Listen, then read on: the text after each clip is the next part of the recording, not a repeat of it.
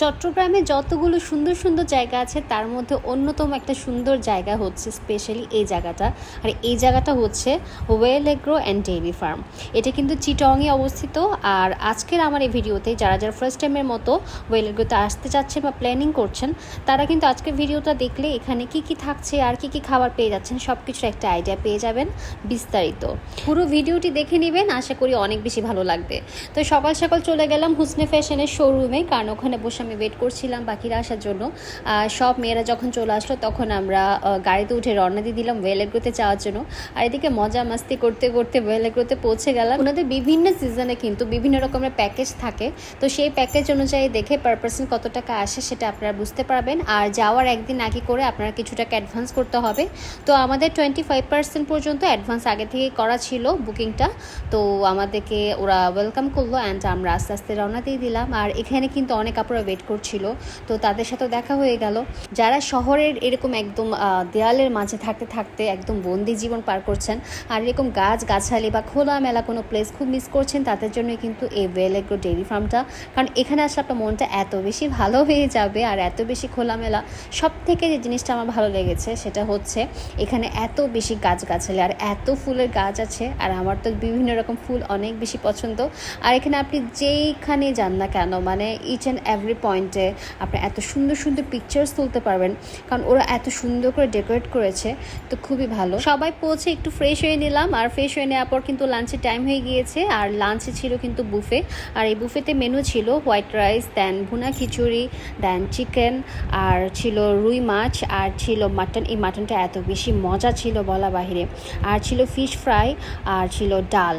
আর এখানে ভর্তা ছিল টমেটো ভর্তা, যেটা অনেক বেশি অম্মি ছিল। শাক, কলমি শাক তো আমার বরাবরই খুবই পছন্দ। আর ছিল আমার মোস্ট ফেভারিট বালাচাও, আলু ভর্তা, সালাদ।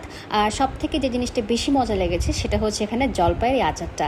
আর কোল্ড ড্রিঙ্কসের মধ্যে ছিল ওয়াটার, দেন পেপসি, স্প্রাইট, আর ডেজার্ট হিসেবে ছিল ফিরনি। যেহেতু বুফে সেহেতু কিন্তু একদম আনলিমিটেড ছিল। আমার কাছে প্রত্যেকটা খাবার আইটেমে খুবই মজা লেগেছে, বাট আমার কাছে কেন জানি খাবারের মানটি একটু চিনি চিনি লেগেছে, মিষ্টি মিষ্টি জানি না কেন।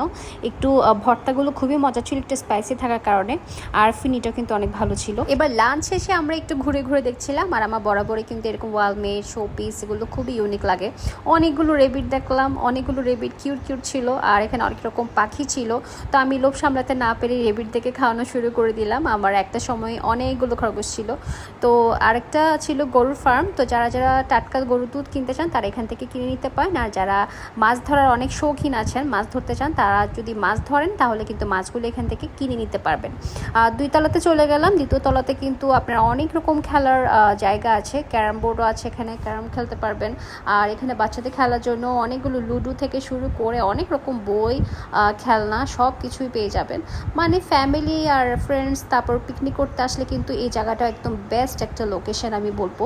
আর এই পয়েন্টটা আমার না অনেক বেশি ভালো লেগেছে, কারণ বাংলাদেশের যে ঐতিহ্য, মানে অনেক বছর ধরে যে ডালা কুলা এখনকার যুগের বাচ্চারা চিনে না, তারা কিন্তু এখানে এসে চিনতে পারে। যেমন এই খরম, এটা কিন্তু স্যান্ডেল হিসেবে আগে ইউজ করতো। তারপর ধান ভাঙ্গার এই ঢেকিটা এখন বর্তমানে গ্রাম অঞ্চলে একদম নেই বললেই চলে, তারা কিন্তু এখানে এসে দেখতে পারে।